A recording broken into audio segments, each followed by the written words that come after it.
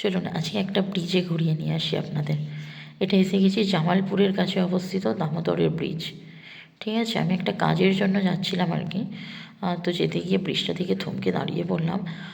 এত সুন্দর চারপাশটা, ব্রিজটার কাছে এসে আমি একটু ব্লগ করার চেষ্টা করেছি। এই যে দেখতে পাচ্ছেন চর পড়ে গেছে শীতের কারণে, জলটা পুরো কাঁচের মতো স্থির, নিচে শ্যাওলাগুলো পর্যন্ত বোঝা যাচ্ছে স্পষ্ট। আর এই যে দেখতে পাচ্ছেন এখানে অনেক পরিযায়ী পাখি এসেছে, আমি দূর থেকে তোলার চেষ্টা করেছি ছোট্ট ছোট্ট। এই যে দেখতে পাচ্ছেন এগুলো সব বালি হাঁস এবং এছাড়াও অনেক রকম পরিযায়ী পাখি। আর এই যে জলটা দেখতে পাচ্ছেন এত সুন্দর স্থির, এখনও দূরের কুয়াশা মেলায়নি। এগুলোকে আমি একটু জুম করে তোলার চেষ্টা করছিলাম আর কি। দেখুন এবার দেখতে পাবেন, আমি দেখাবো আর কি সূর্যের আলোটাও কেমনভাবে পড়েছে। শীতের সময় তোলা তো, এই দেখুন সূর্যের আলোটা। এইটা এবার জায়গাটা আমি বলে দিই আপনাদের, এটা হচ্ছে